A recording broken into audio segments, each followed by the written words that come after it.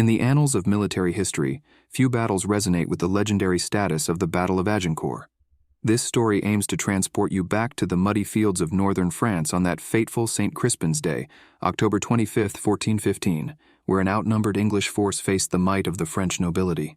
The year 1415 found England and France in the throes of the 100 Years' War. King Henry V of England, seeking to assert his claim to the French throne, had successfully besieged Harfleur, but at a great cost. His army, ravaged by disease and battle, was a shadow of its former self as it marched towards Calais. Meanwhile, the French, confident in their superior numbers, prepared to crush the English invaders once and for all. The stage was set for a confrontation of epic proportions. The English, weary yet resolute, took up positions in a narrow field bordered by woods, which funneled the French forces and hindered their cavalry. The French, led by confident nobles, were eager to engage the enemy and prove their martial prowess. The rain-soaked earth beneath their feet would soon become a quagmire, playing into the hands of the English longbowmen. At the heart of this tale stands King Henry V, a leader whose courage and tactical acumen would become the stuff of legend. His stirring speeches and unshakable resolve galvanized his men against the odds. Across the field, the French commanders, including Constable Charles d'Albret, personified the chivalric ideal, but their valor would be tested against the English strategy and the treacherous terrain. As dawn broke, the English archers planted sharpened stakes before them, a forest of pointed defiance against the impending cavalry charge. The French knights, resplendent in their armor, advanced with the sun glinting off their steel, an ocean of martial might about to crash upon the English line.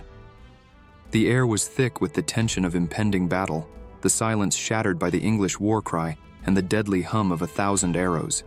The battle commenced with a hail of arrows from the English longbows, cutting down the first wave of French knights. Those who reached the English lines found themselves impaled on stakes or mired in mud, easy prey for the English soldiers.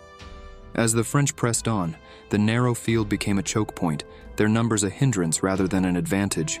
The English archers, abandoning their bows, joined the melee with swords and axes, fighting with a ferocity born of desperation. The clash was brutal and intimate, with the English fighting for their lives and the French for their honor. The ground, churned to a morass by the struggle, was littered with the fallen, a testament to the savagery of combat. King Henry, amidst the fray, fought as one with his men, his crown a target for the French. The fear, the adrenaline, and the chaos of battle were palpable, each soldier a microcosm of the larger struggle for survival and victory.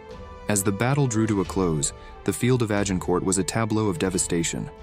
The French, their ranks decimated, retreated in disarray, leaving behind a landscape of carnage and the echoes of a battle that would echo through the ages.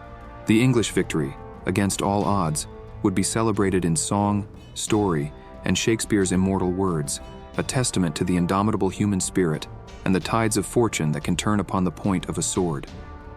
In the aftermath, King Henry V's march to Calais was unopposed, and his return to England met with jubilation.